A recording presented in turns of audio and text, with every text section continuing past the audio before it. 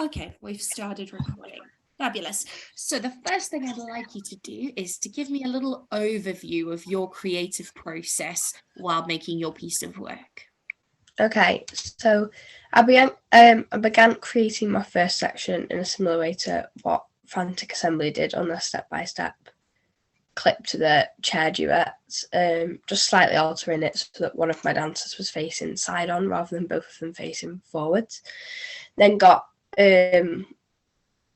my forward facing dancer, so Summer, to make contact with Daisy, who was facing sideways, to then initiate the contact to turn it around. This then carried on with Summer leading the contact for several movements before it got taken over by Daisy, who then replaced the previous contact movements from Summer, manipulating her body and moving it in a way to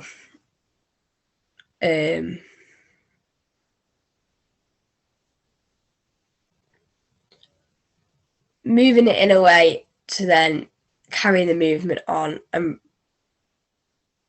almost push her off the contact. After that, I started looking at how the use of contact and close or distance proximity can be used to show a relationship between my characters, both on the chairs and off the chairs, which I used as my prop, allowing me to come up with a theme of push and pull, similar to magnets, developing a motif of reaching out to show the longingness for the two dancers to be together. Okay, so can you tell me a little bit more about any research that you did on Frantic Assembly and how that informed your own work?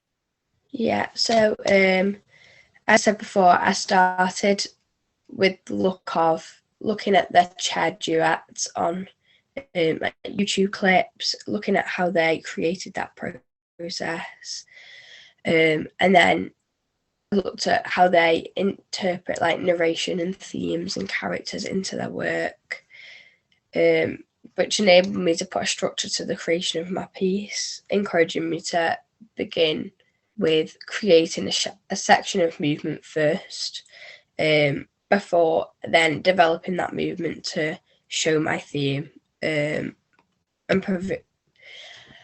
I then provided my dancers with tasks similar to their creative process. So I asked my dancers how they would, for example, how they would use transitions within the chair to move them from one direction to another, or how the use of contact could be used to move the characters closer and further away from each other, showing replacement and relationship. Okay, so you've spoken a little bit about the way in which you've related to your dancers and the things that you made them do.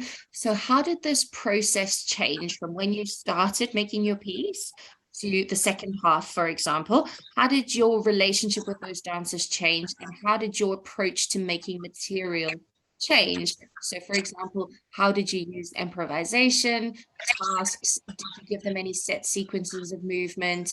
If you did, how did you create those set sequences of movement? So we're really looking about the detail of the relationship between you and your dancers.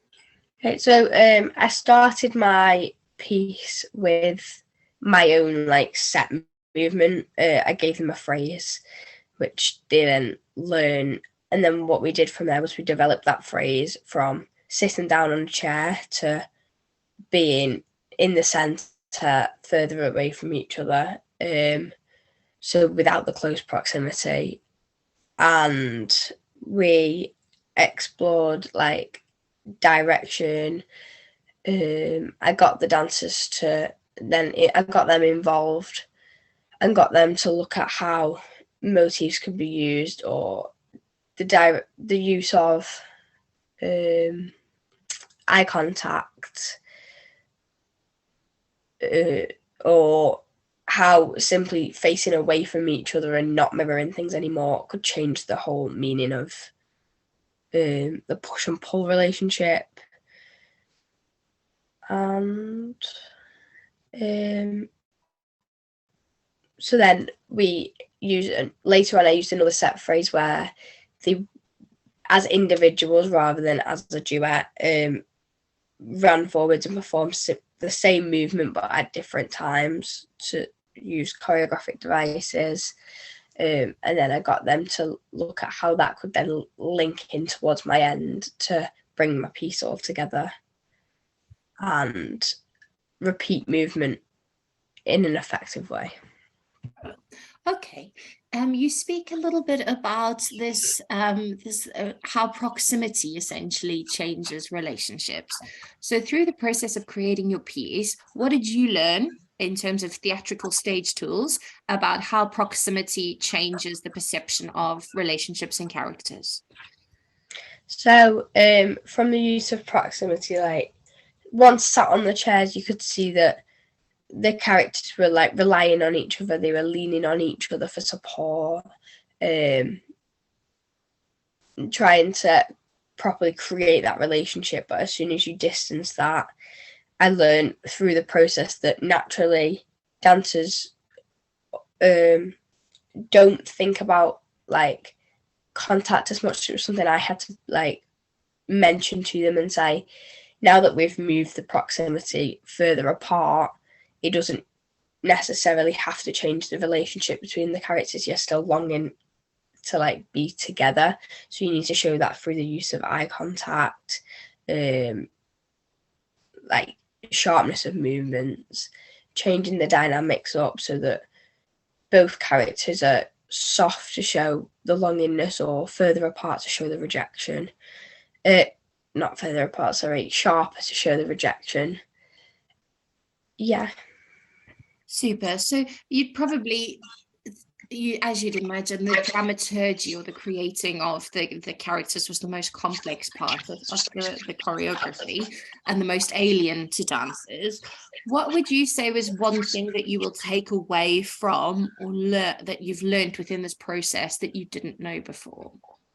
I think one thing I definitely take away from is looking at the use of how eye contact can completely change the movement of a dance, and the meaning behind it and the relationships. I'd also look at how I use my transitions within like the body to help my dancers to move as smoothly and fluently as possible. So I'd look at like particularly the transition of moving in my chairs from one direction to another. Yeah. Super. So just my last question. If there's one thing you could change about your piece, what would it be and why?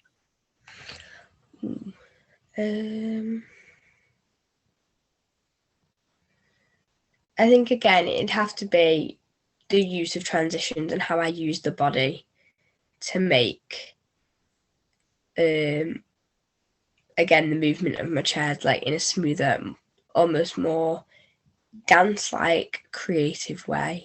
So what do you mean by dance-like creative way? So in like the first movement of my chairs, you see my dancers lift my chairs up above the head and then place them back down. Whereas I think next time I would spend more time looking at how I could use body parts such as like the foot or like a rond de jambe with the leg to tilt the chair and move it without necessarily taking it off the floor, and look at how the connection between the body, the floor and the chair all make it look smoother. Super. Right. Is there anything else you'd like to add? No, I don't think so. Okay.